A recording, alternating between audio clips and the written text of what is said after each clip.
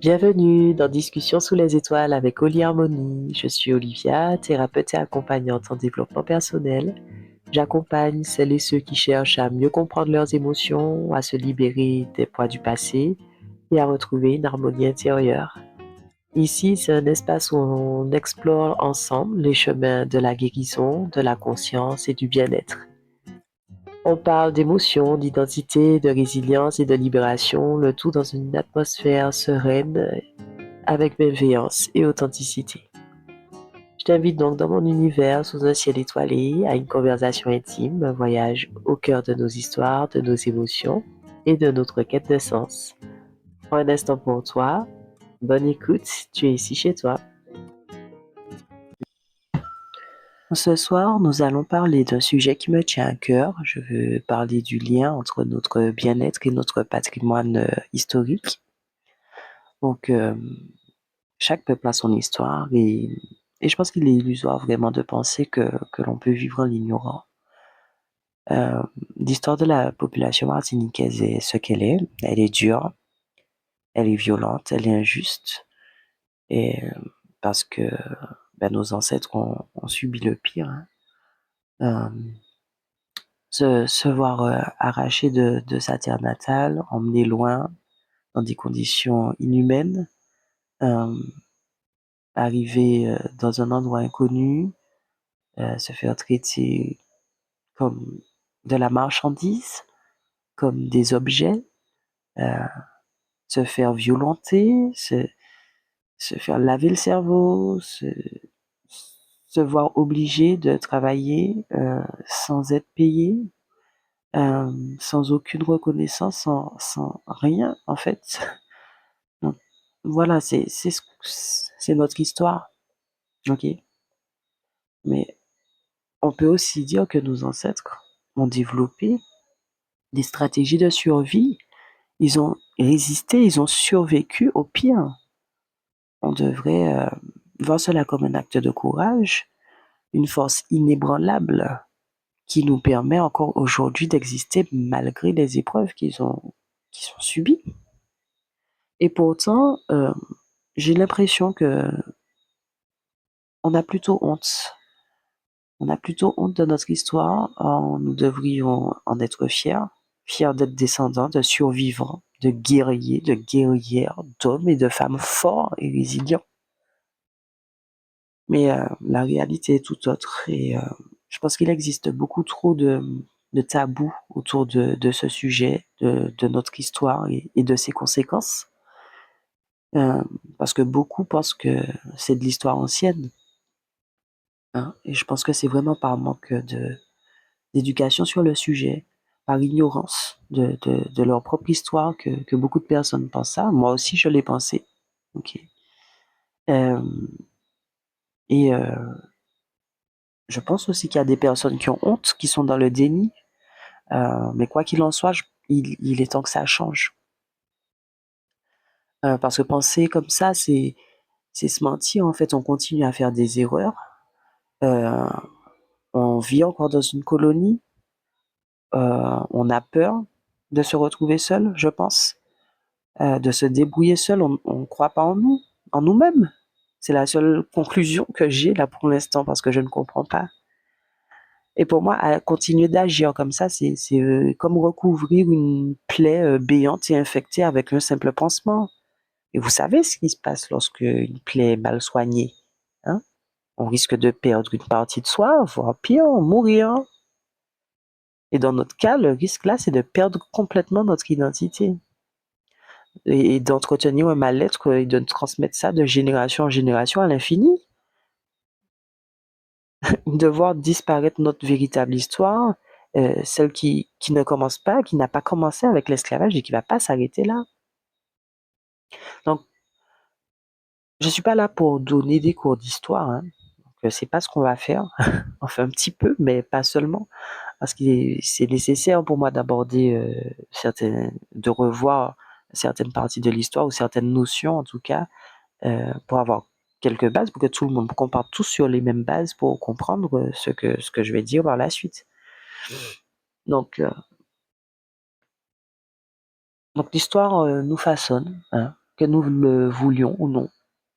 On est porteur d'une histoire et cette histoire influence notre vie, notre quotidien.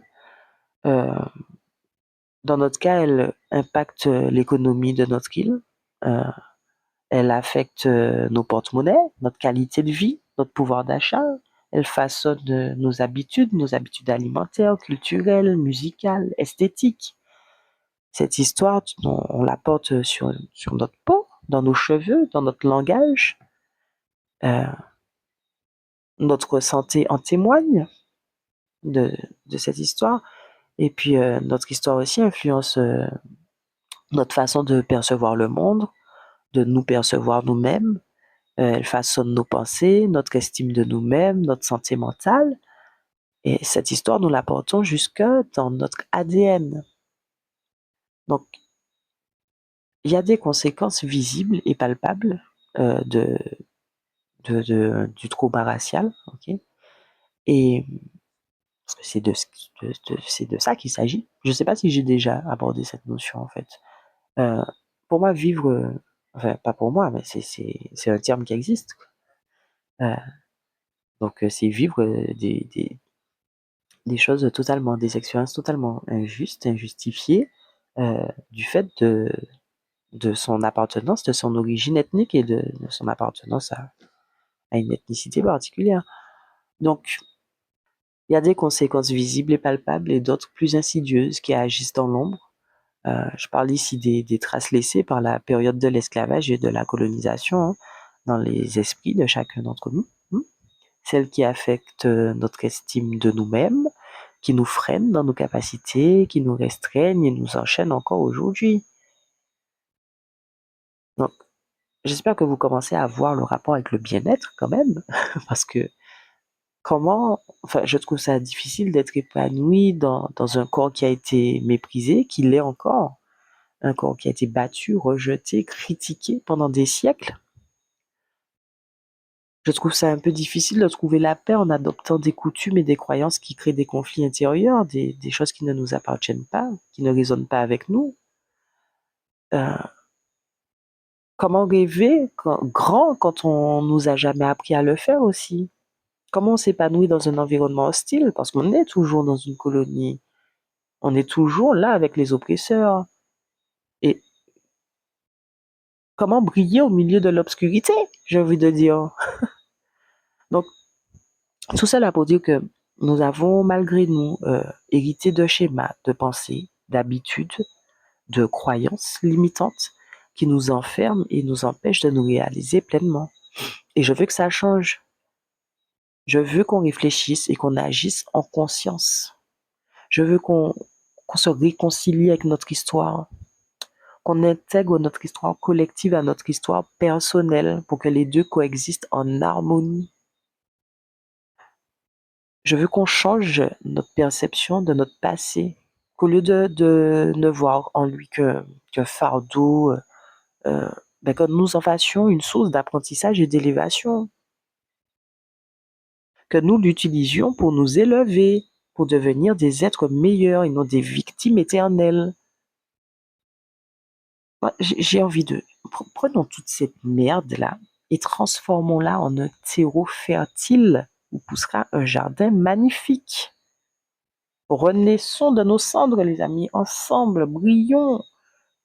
Donc c'est pour toutes ces raisons-là que je souhaite aborder ce sujet de trauma racial qui est une blessure profonde transmise, je l'ai déjà dit, de génération en génération, ok, puisque ça a été prouvé.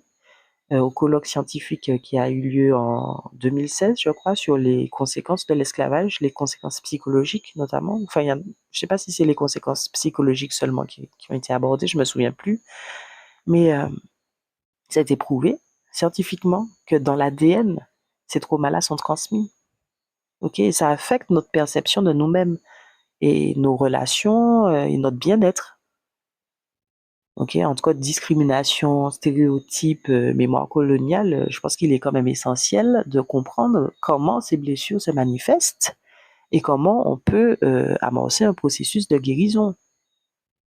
Donc, c'est dans ce processus-là de guérison que je souhaite vous accompagner, pas seulement en faisant des podcasts, évidemment, Mais donc je prépare des masterclass que je suis en train de mettre ça en place, euh, où je souhaite y aborder notre histoire et les origines du trauma racial, ainsi que quelques définitions et notions importantes.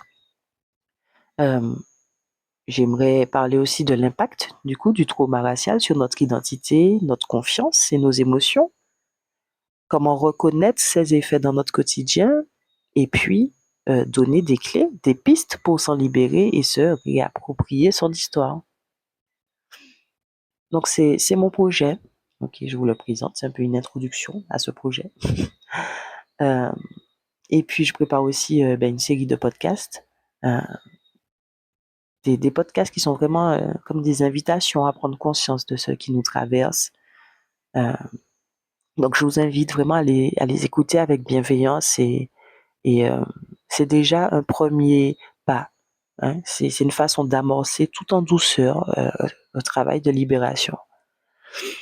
Euh, donc j'aborde vraiment cette problématique dans l'espoir de nous redonner, à nous, peuple de la diaspora africaine, le pouvoir de se définir par nous-mêmes, sans les chaînes de passé imposées. C'est aussi une invitation à se reconnecter à son essence, à s'aimer pleinement et à se construire une vie en cohérence avec son être profond, sans subir le poids du passé. Et voilà, pour moi, c'est un chemin vers une libération intérieure qui est essentielle pour un véritable bien-être. Donc, je vous remercie de m'avoir écouté. Le podcast est fini. Je vais quand même terminer avec une petite question pour vous. J'ai mis un petit sondage aussi sous le podcast auquel vous pouvez répondre. Donc, ma question, c'est, avez-vous déjà ressenti un décalage entre qui vous êtes et la manière dont la société vous perçoit? Euh, la question n'est pas anodine, évidemment. Moi, c'est ce que j'ai ressenti. J'ai ressenti un vrai décalage entre ce que je suis et mon potentiel et comment la société me percevait. Donc, je vous la pose. J'espère qu'on pourra échanger autour de cette question. Et je vous dis à bientôt. Prenez soin de vous et on se retrouve dans les prochains podcasts.